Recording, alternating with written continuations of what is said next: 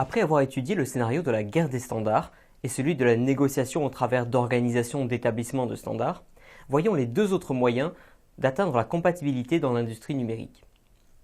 Commençons avec la compatibilité imposée, qu'on pourrait qualifier de voie du dictateur.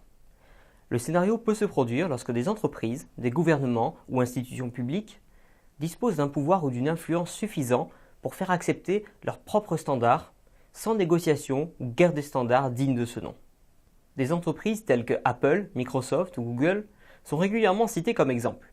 Apple a pris l'habitude de développer ses propres standards en matière de connectique et logiciels, car sa puissance de frappe commerciale phénoménale lui assure à tous les coups un nombre suffisant de clients pour crédibiliser le standard qui se démarque du reste de l'industrie. En témoignent les rumeurs récentes sur la volonté d'Apple de supprimer la prise mini jack pour écouteurs sur son futur iPhone 7. Qui d'autre qu'Apple pourrait se permettre de prendre un tel risque sans craindre un naufrage commercial ? Les gouvernements, libres de faire et défaire les lois, sont naturellement aptes à forcer une industrie tout entière à opter pour un standard. Exemple avec les chargeurs de téléphone portable universels. La Commission européenne a fini par imposer légalement aux constructeurs d'utiliser un standard unique, en s'appuyant en l'occurrence sur un standard déjà existant, le micro USB.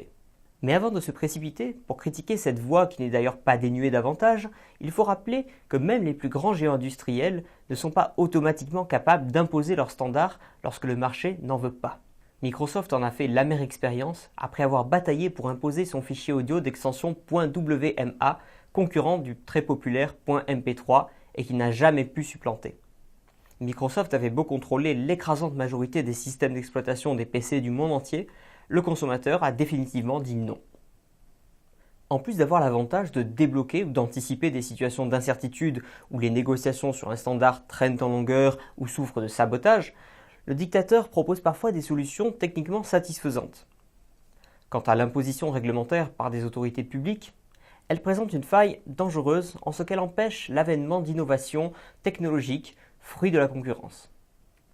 Le marché est alors privé de son outil d'équilibrage naturel entre besoin de compatibilité et besoin de performance, tandis qu'un dictateur industriel privé n'est jamais totalement à l'abri d'une innovation d'entreprise concurrente qui justifierait des évolutions techniques, malgré leur lot d'incompatibilité.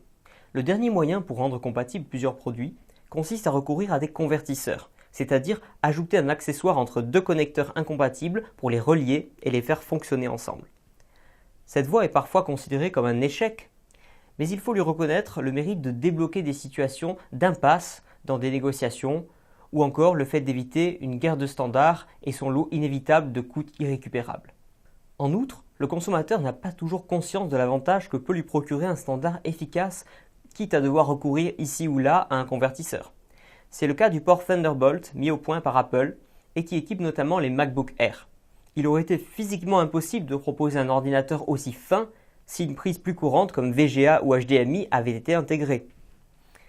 L'inconvénient principal des convertisseurs, c'est la perte de qualité qui accompagne souvent le passage entre deux éléments, un problème que les musiciens et amateurs de systèmes audio haute fidélité connaissent bien.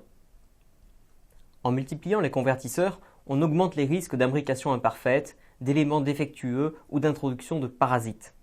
Dans le domaine des logiciels, les opérations de conversion peuvent souvent générer des bugs et offrir une version dégradée du fichier une fois converti dans le nouveau format. Il n'existe pas de solution idéale pour arriver à la compatibilité. Spontanément, mes étudiants croient très souvent que la voie négociée est préférable, peut-être en raison de son image démocratique.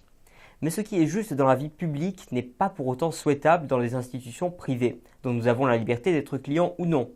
Et l'expérience montre que chacune des 4 solutions a ses avantages et ses inconvénients, et toutes coexistent dans l'économie du numérique. La décentralisation des décisions et la liberté de choix du consommateur a donc un prix. La concurrence à chaque étage du système donne naissance à des standards concurrents qui génèrent des incompatibilités. Mais dans un secteur d'activité presque entièrement propulsé par l'innovation, on n'a pas encore trouvé mieux que la concurrence pour comprendre les besoins du consommateur et adapter l'offre industrielle en conséquence.